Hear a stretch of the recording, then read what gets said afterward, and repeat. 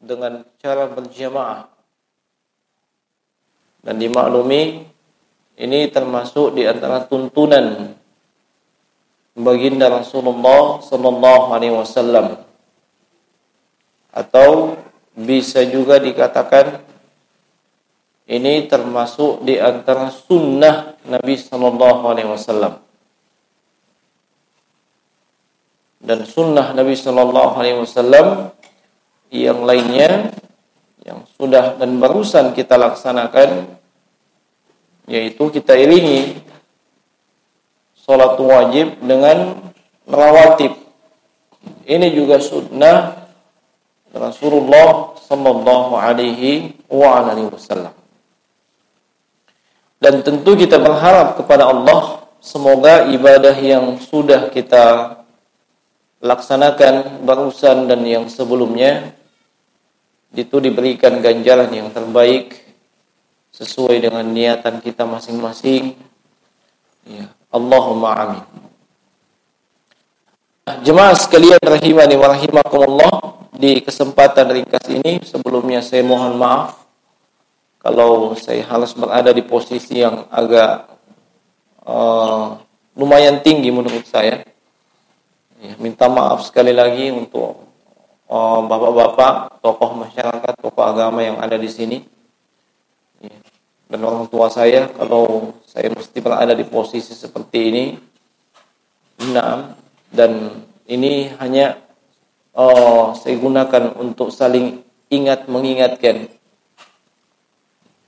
Sebab ingat mengingatkan ini termasuk di antara hal yang sangat-sangat bermanfaat untuk kita hamba-hamba Allah yang beriman.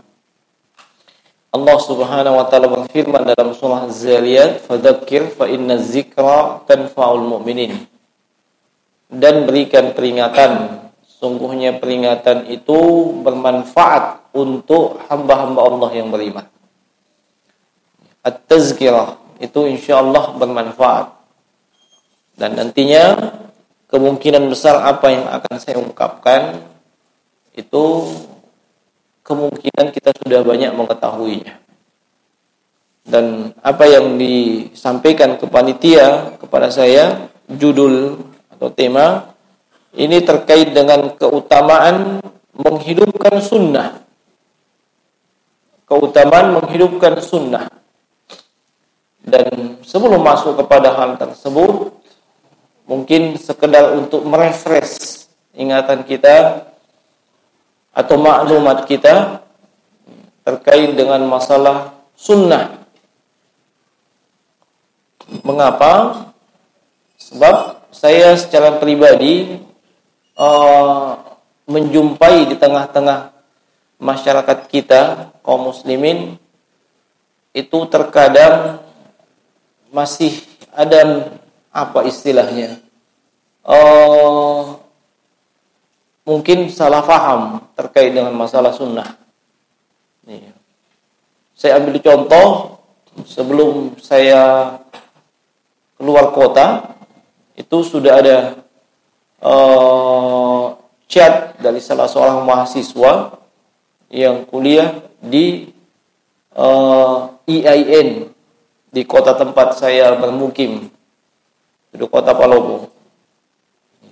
Dia menyampaikan bahwa dia ikut sebuah organisasi dan di situ diwajibkan mencukur jenggotnya. Lalu dia beralasan itu diharamkan menurut ustadznya. Anehnya dia tunjuk saya. Akhirnya ketua organisasinya mengatakan, Nabi kita mengatakan itu sunnah, ustadzmu mengatakan itu haram. Jadi siapa yang diikuti, nabimu atau ustadzmu? Maka ini menunjukkan bahwasanya ada semacam diskomunikasi, iya, atau mungkin misunderstanding, dibilang orang Bugis, iya. Orang tidak begitu paham, iya, apa yang dimaksud dengan sunnah, iya. Pemahamannya, iya, yang seperti itu dan model seperti itu sunnah, dicukur juga tidak masalah. Maka mengawali ini, mohon maaf kepada tokoh masyarakat, tokoh agama yang ada di sini. Kalau saya keliru, tolong diluruskan. Yang saya ketahui dari guru-guru saya dan yang saya pahami, sunnah itu adalah segala sesuatu yang dinisbatkan, disandarkan kepada Rasulullah SAW. Ya. Atau apa istilahnya, bahasanya para santri, ma'udhifa ila Nabi SAW. Ya. Apakah itu bentuknya qaul, ucapan beliau, atau bentuknya fi'il, perbuatan beliau, atau bentuknya takrir, pembenaran beliau, atau bentuknya sifat, ya, sifat beliau, apakah itu sifat khuluq, ya, akhlak beliau, atau sifat dan karakter yang menjadi ciri khas pada fisik dan jasad beliau. Semua yang disandarkan kepada Nabi itu namanya sunnah. Ya. Semua yang disandarkan kepada Nabi. Apa itu bentuknya? Ucapan, perbuatan, pembenaran. Nabi ucapkan itu sunnah. Nabi lakukan itu sunnah. Nabi tidak ucapkan, Nabi tidak lakukan, tapi Nabi membenarkan. Maka itu juga bagian daripada sunnah, sebab beliau tidak melarang hal tersebut. Nah, ini yang saya ketahui dari guru-guru saya. Nah, kalau kita berbicara tentang hukum at-taklifi atau hukum pembebanan, ya memang di sana ada wajib, ada sunnah, ada ada makruh, ada haram. Dan itu ranahnya hukum, bukan ranahnya definisi.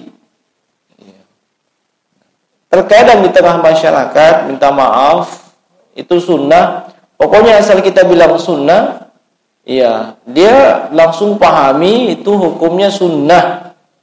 Ya. Kalau sunnah kan, ya pengertiannya di usul itu bagaimana?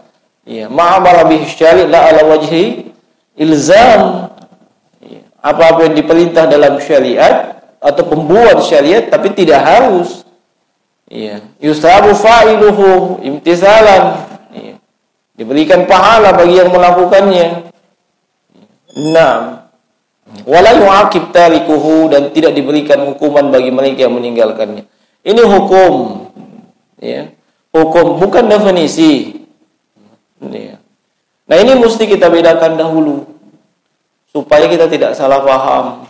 Ya. Kalau kita insyaallah di sini tidaklah, ya.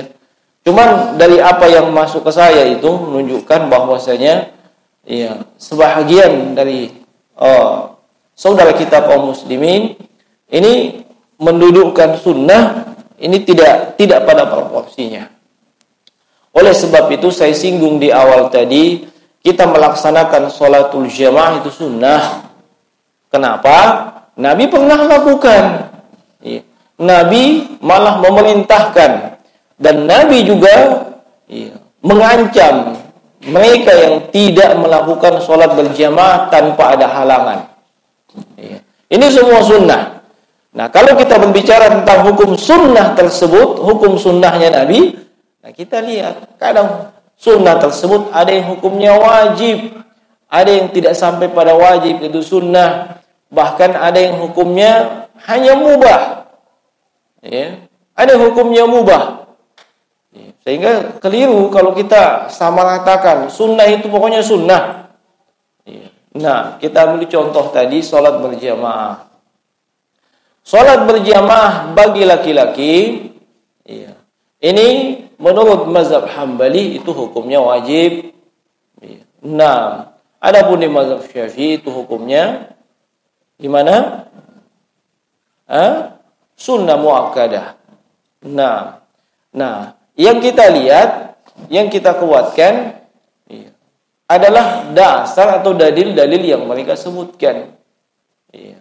Kalau saya pribadi, ya, saya tidak melihat mazhabnya apa, tapi saya melihat landasannya apa.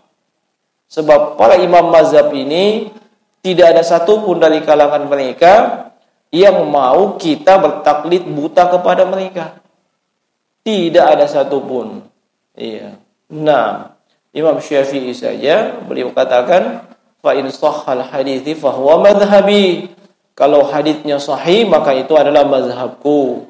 Nah, rata-rata para a'immah ya, al-madzahib al-arba'ah semuanya mengatakan demikian. Nah, apa dasarnya? Cukup banyak. Nah, mulai dari perintah Nabi sallallahu alaihi wasallam untuk menegakkan salat berjamaah. Kemudian sampai kepada beliau menyampaikan tentang fadlu, keutamaan salat berjamaah. Lalu tahzir, peringatan beliau terhadap mereka yang meremehkan salat berjamaah sampai mau dibakar rumahnya. Iya. Nah, kira-kira yang semacam ini, salat berjamaah itu hukumnya wajib atau hukumnya sunat atau hukumnya mubah? Padahal tadi pengertiannya sunat adalah semua yang disandarkan kepada Nabi.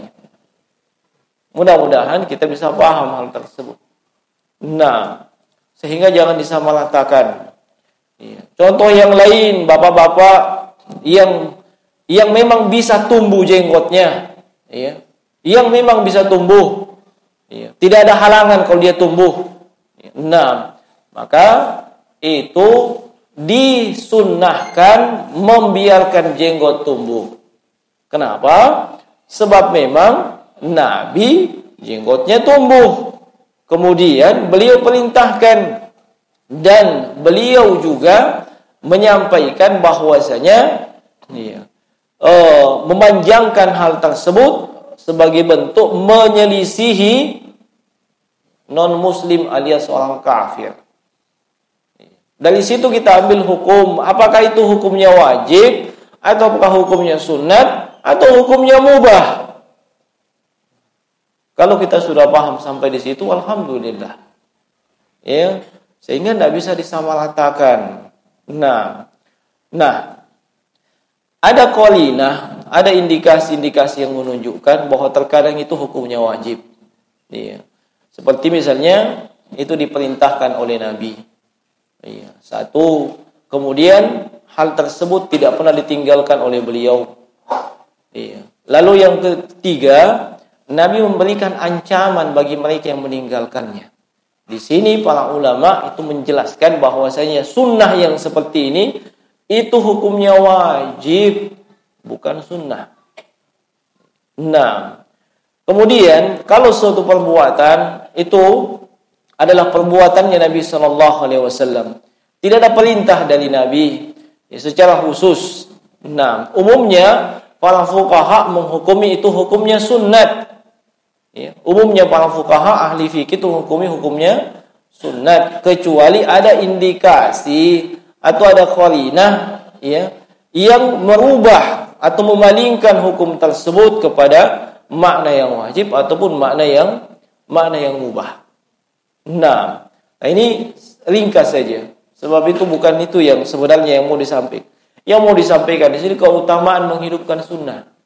Ya, hanya kita kasih muqaddimah sebab tidak menutup kemungkinan mungkin di sini juga ada sebagian orang tidak bisa menempatkan secara proporsional apa yang dimaksud sunnah secara ta'rif, definisi dan mana yang dimaksud sunnah secara ahkam atau secara hukum. Nah, jadi semua yang disandarkan kepada Nabi itu sunnah Nabi sallallahu alaihi wasallam. Adapun kalau mau dihukum itu sunnah, wajib atau mubah, itu pembahasannya lain. Ya, tinggal kita lihat dalil-dalil yang ada. Nah, kalau sudah begitu akan mudah. Nah, kita masuk kepada apa yang inti daripada penyampaian kita di saat ini, yaitu keutamaan daripada menghidupkan sunnah Nabi sallallahu alaihi wasallam. Untuk dipahami, Nabi sallallahu alaihi wasallam memerintahkan kita untuk berpegang teguh dengan sunnah beliau. Berpegang teguh dengan tuntunan beliau. Baik itu bentuknya ucapan, perbuatan, takrir maupun sifat beliau. Kita diperintah. Nabi sallallahu alaihi wasallam bersabda, "Alaikum bisunnati wa sunnatil khulafa'ir rasyidin al-mahdiyyin min ba'di. Iya. Kalimat alaikum itu maknanya wajib atas kalian. Ya.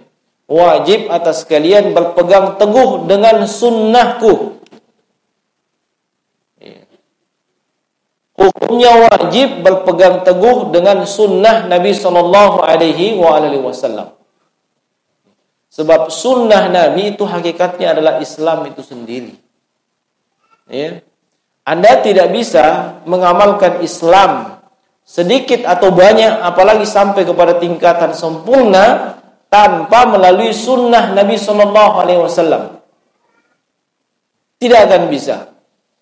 Ya. Kalau tidak percaya, silakan periksa amalan apa yang selama ini kita lakukan. Amalan apa yang selama ini ya, kita kerjakan. Silakan periksa. Apakah itu ada tuntunan? Ya. Baik itu asal ibadahnya sampai kepada juknis, petunjuk teknis pelaksanaan ibadah itu. Dan semuanya ada dalam tuntunan sunnah. Ya. Semuanya ada dalam tuntunan sunnah. Semuanya ada dalam hadits nabawi. Ya. Ada seluruhnya. Tinggal kewajiban kita mempelajari itu semua. Bagaimana kita mesti mempelajarinya. Dan kemudian kalau sudah sampai ilmu tersebut, kita amalkan itu. Sekali lagi, tidak ada satupun amalan kecuali itu pasti ada tuntunan Nabi SAW di situ. Ya.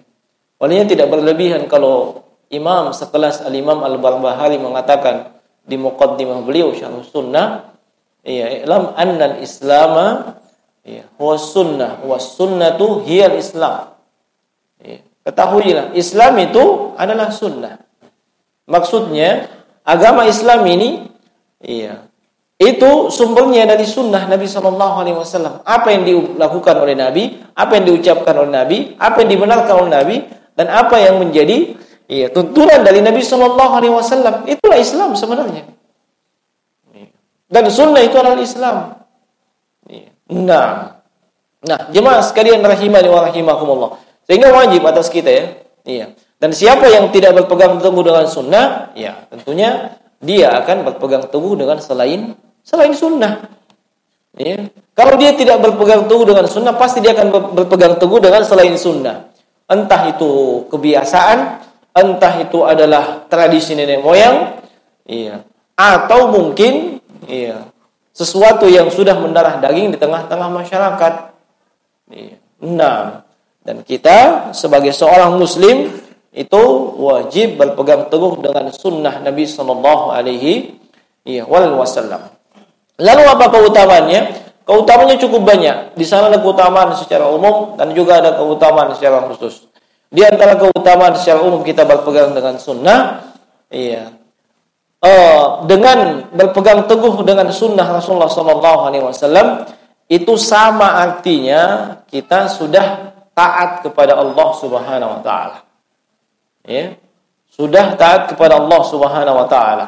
Dalam suratun Nisa di ayat yang ke-80, Allah Subhanahu wa taala berfirman, "Wa may yuti'ir rasul faqad ata'a Allah."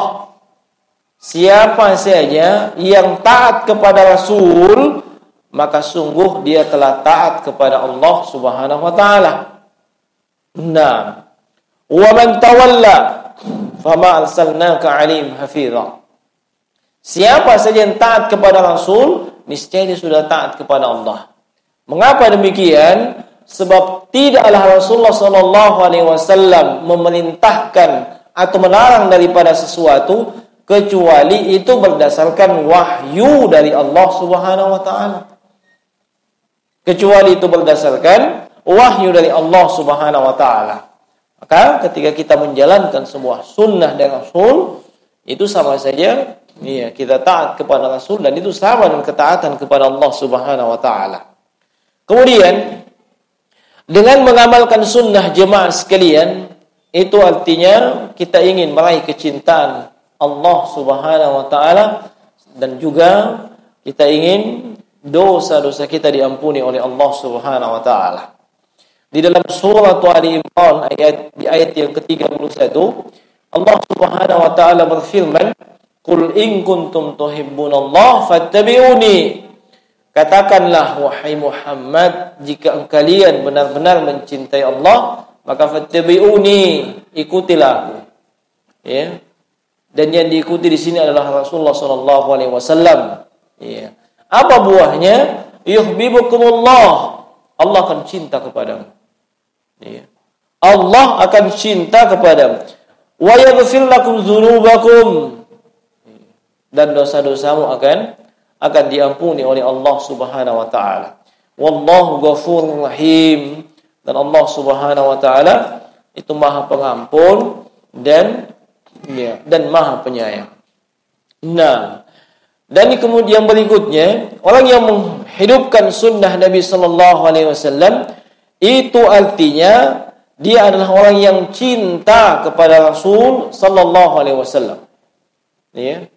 Cinta kepada Rasul sallallahu alaihi wasallam.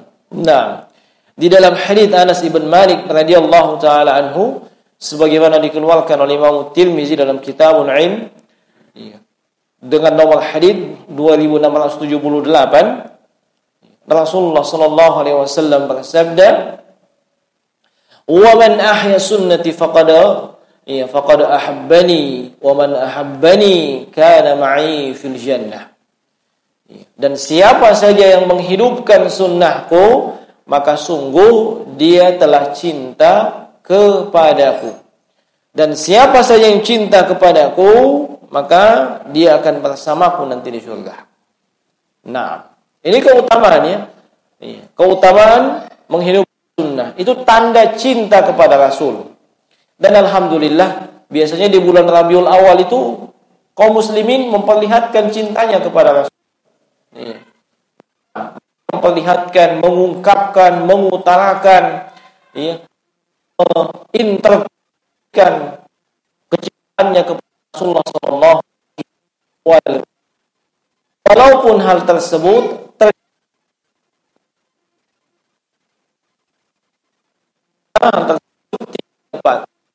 apa yang mereka lakukan itu bukan bukti cinta kepada Rasulullah sallallahu alaihi wasallam. Kita maksud dengan maulid beliau atau hari kelahiran beliau sallallahu alaihi wasallam. Justru yang sunnah adalah tidak melakukannya. Justru yang sunnah adalah tidak melakukannya, tidak melakukan maulidan. Kenapa? Sebab yang namanya sunnah itu ada yang dilakukan, ada yang ditinggalkan. Kalau satu perbuatan dilakukan oleh Nabi sallallahu alaihi wasallam, maka itu sunnah. Kalau satu perbuatan itu ditinggalkan oleh Nabi sallallahu alaihi wasallam dalam keadaan sangat-sangat memungkinkan beliau melakukannya, maka sunnahnya kita tinggalkan itu. Sunnahnya kita meninggalkan hal tersebut. Nabi bisa saja melakukannya. Apa susahnya selama 63 tahun? Bisa kok dikumpulkan para sahabat, di-call semua. Ini sudah masuk Rabiul Awal, kumpul. Misalnya, selama 63 tahun. Atau kalau Nabi lupa disebabkan kesibukan berdakwah, 12 istrinya kok masa bisa lupa? Nah, atau kalau para istri beliau lupa, ini sahabat-sahabat yang lain kok bisa lupa semua? Kan tidak mungkin. Atau mereka bersepakat di atas lupa, itu lebih tidak mungkin lagi. Nah, olehnya jemaah sekalian rahimani wa rahimakumullah, kita itu mengkritisi hal seperti itu bukan mengkritisi apa yang menjadi konten di dalamnya. Mungkin kontennya baik, di sana ada zikrullah, di sana ada pembacaan Al-Qur'an, ada juga ceramahnya, ada juga makan telurnya, dan yang lain-lainnya. Itu kan kebaikan semua. Iya, kebaikan. Judul kebaikan itu apa? Perlu kita tahu. Kalau judul kebaikan itu adalah sesuai dengan tuntunan, maka kita lakukan. Kalau tidak sesuai tuntunan, walaupun isinya itu bagus, tidak bisa.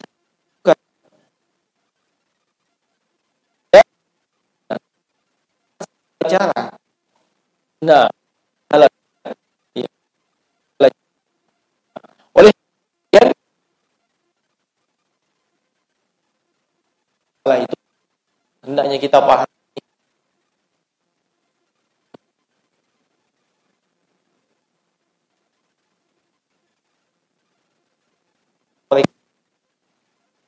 seperti itu. Ya. Dan kita sudah banyak mendapatkan masukan dari mereka yang merayakannya. Mereka sebutkan sejumlah hujah dan argumen yang secara ringkas saya katakan pada hakikatnya itu tidak ada sisi pendalilan sama sekali. Tidak ada sisi pendalilan sama sekali. Dan kalau kita ingin merenungi sejenak terkait dengan masalah cinta tersebut kepada Rasulullah sallallahu alaihi wasallam, coba saja jemaah sekalian.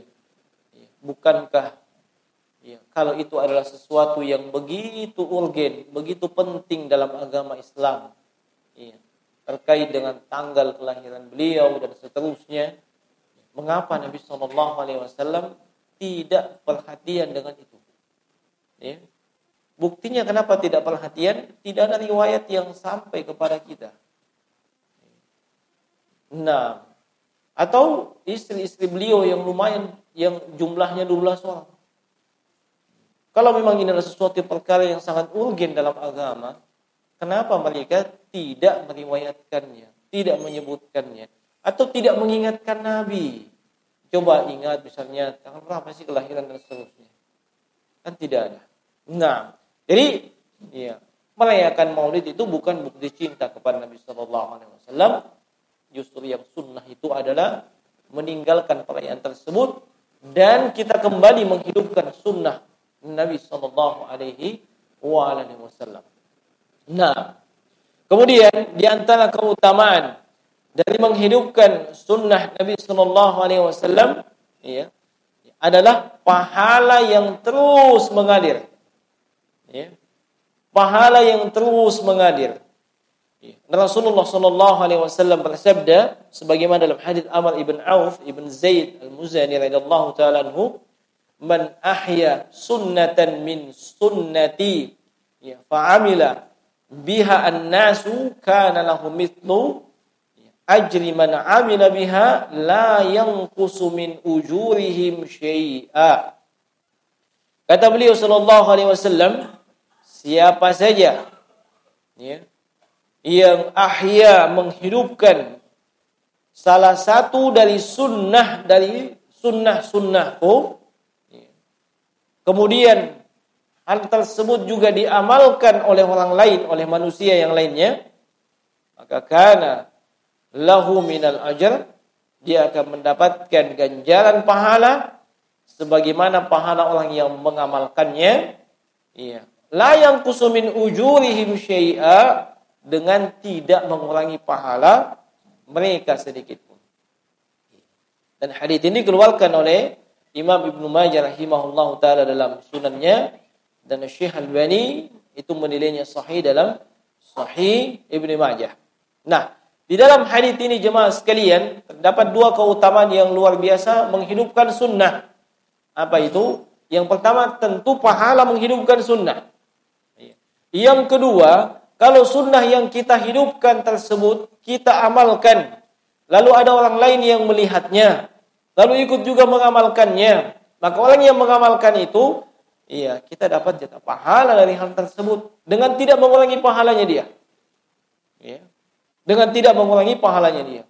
Dan ini juga termasuk keutamaan bagi mereka yang, mengajak kepada sunnah Nabi sallallahu alaihi wasallam, menyampaikan sunnah. Nah, sunnah-sunnah yang dia sampaikan dan dia amalkan, kemudian itu diamalkan oleh orang lain dan seterusnya. Nah, apalagi kalau kita sunnah-sunnah tersebut sudah lama ditinggalkan oleh manusia, sudah lama ditinggalkan oleh manusia, lalu kemudian hal itu dianggap sebagai sesuatu yang baru di tengah-tengah umat ini. Kata Nabi sallallahu alaihi wasallam, "Inna min waraikum ayyamis sabr." Sungguhnya di belakang kalian itu nanti itu ada hari-hari kesabaran. Ya.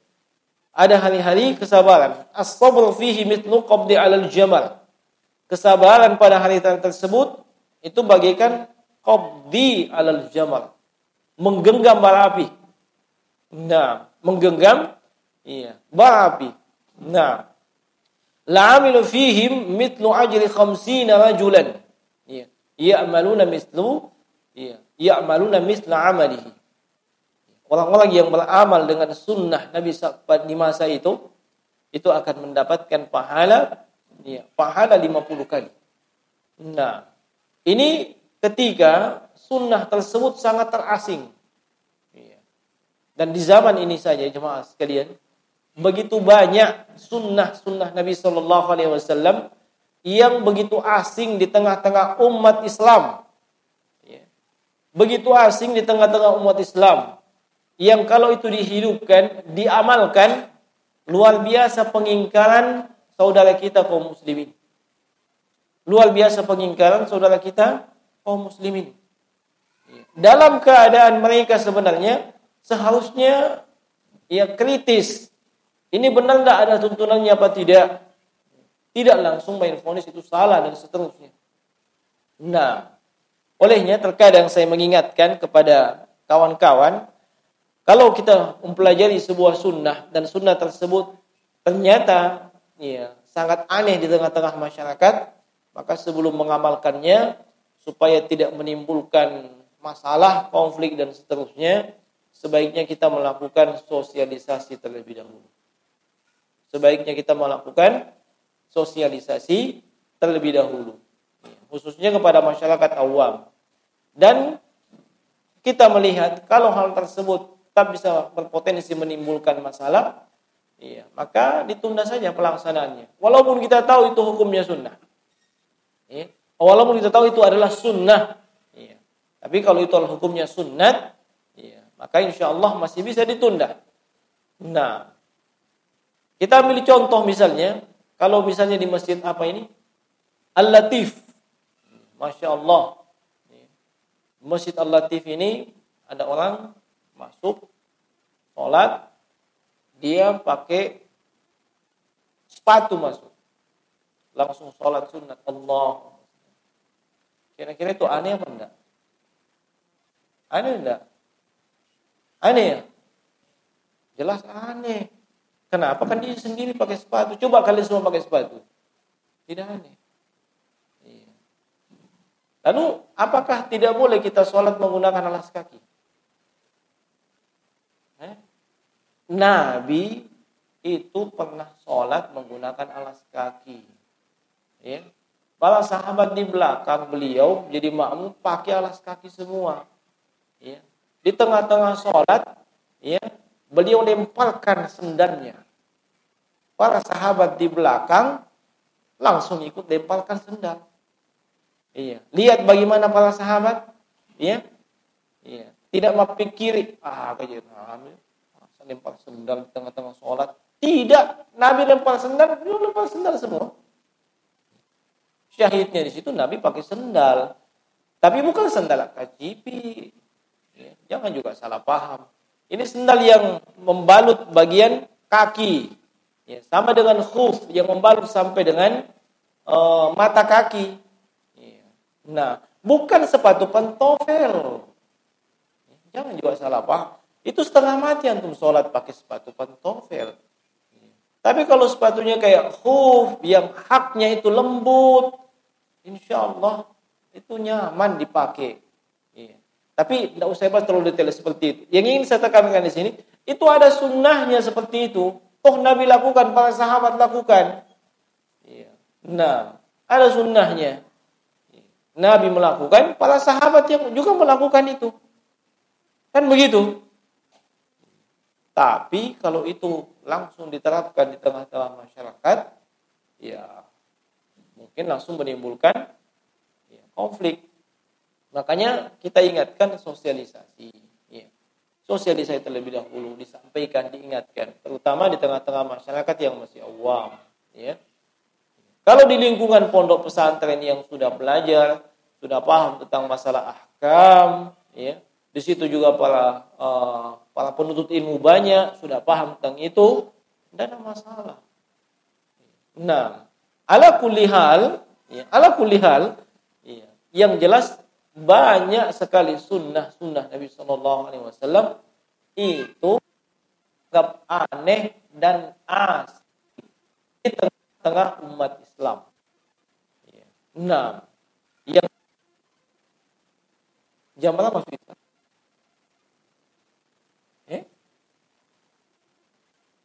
Oh lagi 4 menit, masih lama sih. Nah, contoh yang saya singgung tadi, masyarakat awam, yang mana mereka panjangkan?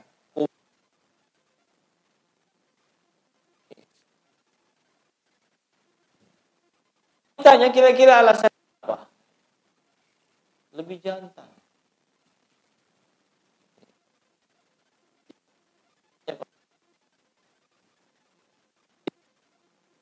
Konotasi negatif. Kayak itu yang biasa digeret.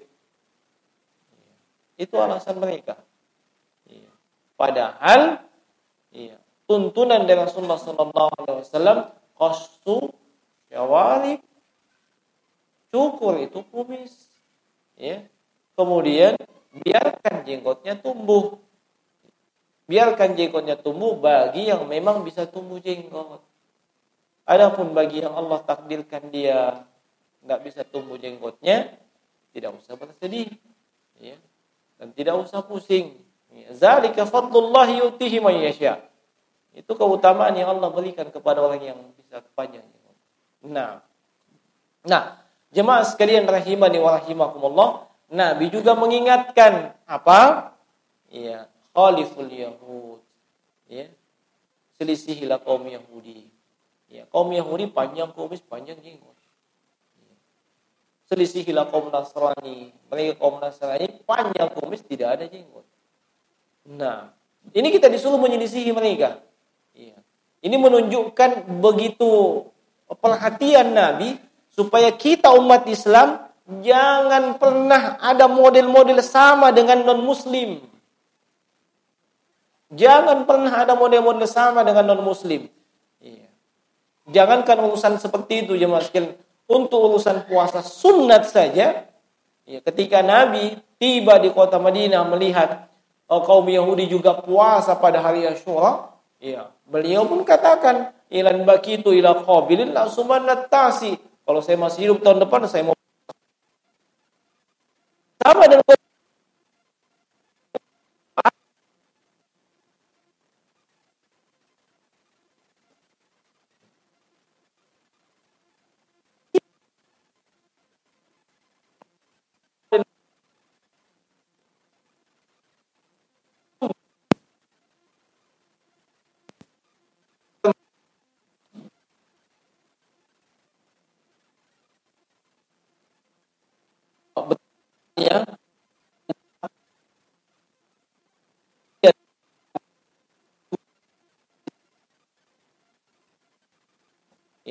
apa yang disebutkan beliau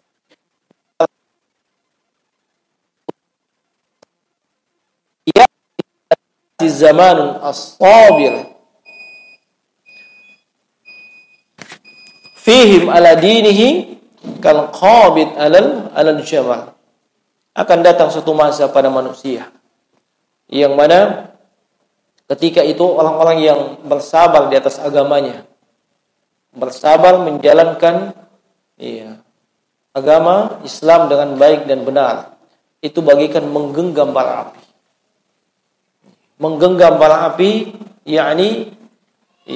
begitu berat. Bara api itu lepas, dia akan padam. Kita genggam, panas. Cobaan, ujian, cercaan, cemoohan, itu datang silih berganti. Mengapa demikian? Apa yang diamalkan, apa yang dilakukan itu asing di tengah-tengah mereka. Itu asing di tengah-tengah mereka. Aneh. Terutama bagi mereka yang betul-betul mengedepankan logikanya. Maksudnya Orang-orang yang terkontaminasi dengan pemahaman filsafat yang selalu mengedepankan akal dan logika dibandingkan wahyu. Hal tersebut dianggap aneh. Dan begitu banyak amalan-amalan kaum muslimin yang ada tuntunannya dalam sunnah Nabi SAW, mereka anggap itu aneh. Ya. Nah, dan itu banyak saya jumpai ya, di media sosial. Ya. Manusia-manusia yang mengungkapkan seperti itu. Ya. Hanya saja, ya, saya tidak, ya, belum saatnya mungkin saya ungkapkan siapa-siapa mereka ini yang kalam-kalamnya itu ya, begitu menghina dan melecehkan sunnah Nabi SAW. Dan saya hanya sampai saat ini masih berhusnul dzan. Ia tidak mengetahui bahwa itu sunnahnya Nabi. Ya, sebab dari awal dia sudah terdidik di negeri barat untuk mencapai jenjang pendidikan tertentu sampai dengan ia selesai.